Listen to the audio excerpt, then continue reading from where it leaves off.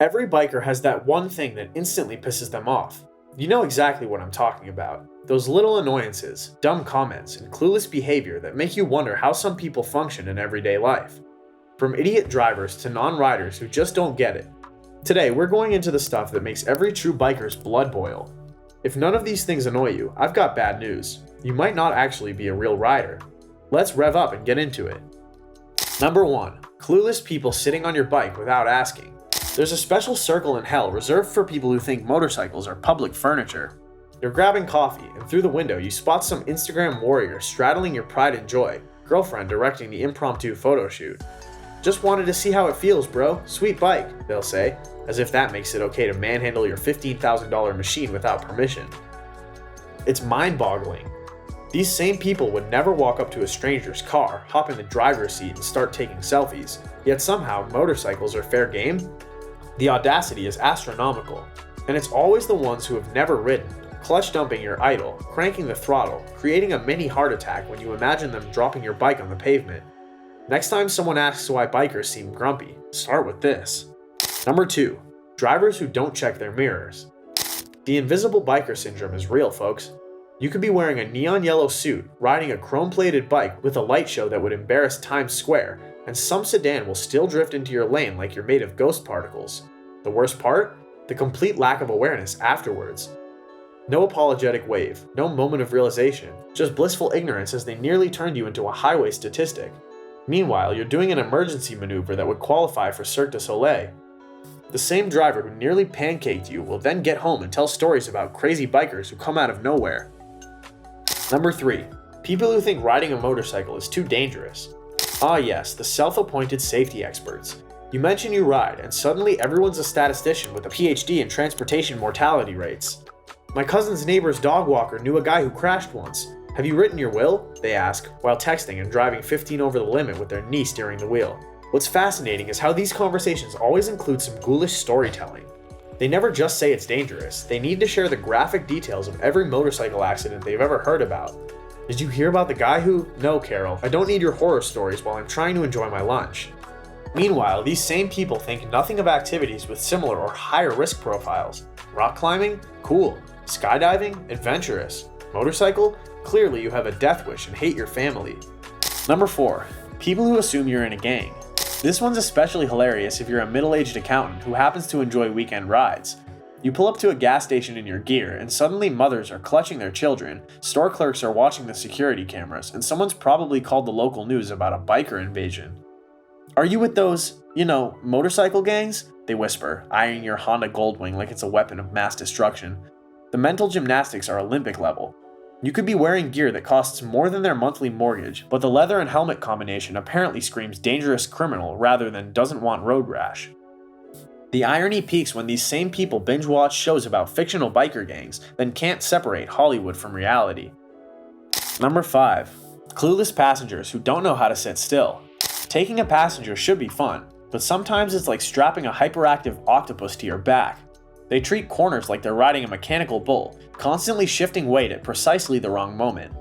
The sudden phone grab is a classic move, nothing like trying to handle a bike while your passenger decides mid-turn that now is the perfect time to check Instagram, completely shifting their weight to one side. And let's talk about the head swivelers. Just as you're leaning into a smooth curve, they decide to look at something in the opposite direction, creating a physics problem no bike was designed to handle. Or my personal favorite, the sudden stand up to stretch at 60 miles per hour. Nothing says relaxing ride like a heart-stopping moment of unexpected balance chaos. Riding with a first-timer can transform the smoothest touring bike into what feels like a unicycle on marbles.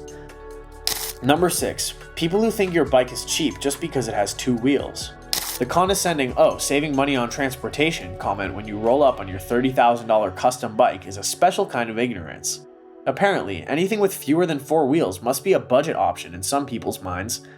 These are often the same folks driving mass-produced sedans worth half the value of your bike, looking at you with pity like you couldn't afford real transportation. The look on their faces when they learn what premium motorcycles actually cost is always priceless. You paid how much for that? But it doesn't even have a roof. No, it doesn't. It also doesn't have heated cup holders, because it's built for experiences, not cup holders. What's even better is when they follow up with, "But what do you do when it rains?" as if you'd never considered the existence of weather before making your purchase. Number 7. Clueless people who say, "Why don't you just get a car?"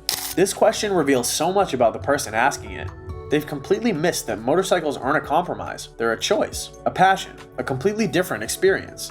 It's like asking someone with a speedboat why they don't just get a cruise ship, or asking someone who likes mountains why they don't just watch a documentary about mountains from their couch. "But you can't carry groceries," they insist, as if that's the checkmate move in their argument. Because apparently, in their world, people can only own one vehicle, and the concept of motorcycle saddlebags or backpacks has yet to be invented. The ultimate irony? These same people often drive massive SUVs alone in city traffic, using 1% of their vehicle's capacity while complaining about gas prices. But sure, my transportation choice is the impractical one. Number 8. People who assume riding is easy. It's just like riding a bicycle, right? Wrong. So painfully wrong. Nothing reveals ignorance faster than someone watching you effortlessly handle a 600-pound machine and concluding it must be simple. As if the years of developing those skills are invisible because you make it look natural. These are the same people who think flying a plane must be easy because pilots make it look effortless. They have no concept of the constant calculations, the weight management, the countersteering, the anticipation of road conditions, and the simultaneous operation of multiple controls. The worst offenders are the ones who say they've always wanted to get a big Harley despite never having ridden anything. They've watched a few movies and decided that's sufficient preparation for handling a powerful machine in traffic. Physics and skill development? Just minor details apparently. Number 9. People who tailgate motorcycles like it's no big deal. The special kind of terror that comes from checking your mirrors and seeing a bumper practically kissing your back tire is something only bikers understand. Somehow, bikers who would never tailgate another car think the normal rules of physics don't apply when it's a motorcycle ahead. The mental disconnect is astounding. If they tap another car, it's bent metal. If they tap you, it's a hospital visit, or worse. Yet they'll sit 2 feet from your back wheel, often while looking down at their phone. What adds insult to potential injury is when they get angry that you're leaving space in front of you, space you intentionally maintain as a safety buffer. They see wasted road, while you see survival gap. And heaven forbid you need to brake suddenly for road debris they can't see from their vantage point. That's when their impatience turns from annoying to potentially fatal. Number 10. People who park like idiots in motorcycle spaces. This is peak entitlement. The specially marked motorcycle parking with little bike symbols all over it? Apparently some drivers interpret this as compact car parking or convenient spot for my quick errand. It's especially infuriating because motorcycle parking exists to maximize space efficiency. One car taking up motorcycle parking often displaces 4 to 5 bikes. It's not just inconsiderate, it's selfishly wasteful. The excuses are always the same script. I was only going to be a minute, they never are. Or I couldn't find another spot. Translation, I couldn't find parking that required 0 walking. What's truly special is when they park, blocking multiple bikes in, essentially holding other people's property hostage because they couldn't be bothered to find appropriate parking. Peak human selfishness, displayed in one simple parking job. Number 11. People who call your bike a crotch rocket or a donor cycle. Nothing identifies someone as motorcycle illiterate faster than generic slang thrown around incorrectly.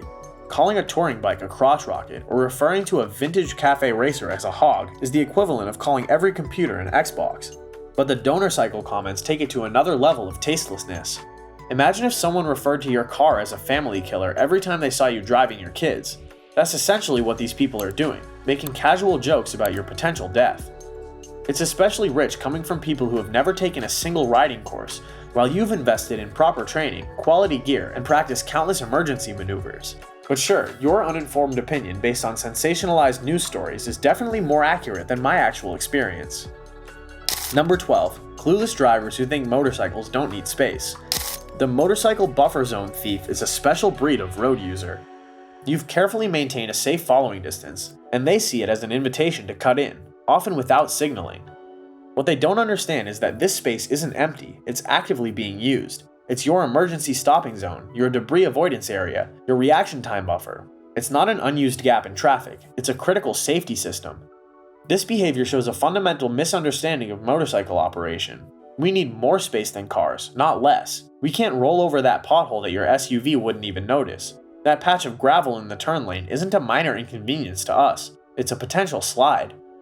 When a driver steals that buffer, they're not just being rude, they're actively increasing danger by removing your safety margin. But try to explain that at a stoplight to someone who thinks you're just being dramatic. Number 13. People who tap on your helmet like it's a toy. This bizarre behavior seems uniquely directed at motorcyclists. You're sitting at a light and suddenly someone thinks it's hilarious to knock on your helmet like it's a door. Who raised these people? Your helmet isn't an interactive exhibit. It's not a drum. It's not seeking attention. It's specialized safety equipment designed to protect the most important part of my body. Behind the obvious disrespect, it's startling and disorienting. Exactly what you don't need when you're operating a vehicle that requires balance. It's the equivalent of suddenly honking at a car driver for no reason, except with the added bonus of being physically invasive. What's particularly confusing is that nobody does this with other safety equipment. You don't see people walking up to construction workers and tapping on their hard hats. But somehow, motorcycle helmets are fair game for this peculiar form of social interaction. Now I want to hear from you. What's your biggest motorcycle pet peeve that didn't make the list? What makes your blood boil faster than an air-cooled engine in August traffic? Drop it in the comments and let's commiserate together. If this video saved you from feeling alone in your two-wheeled frustrations, hit that like button, subscribe for more motorcycle content that doesn't sugarcoat the riding life, and as always, keep the shiny side up and the rubber side down.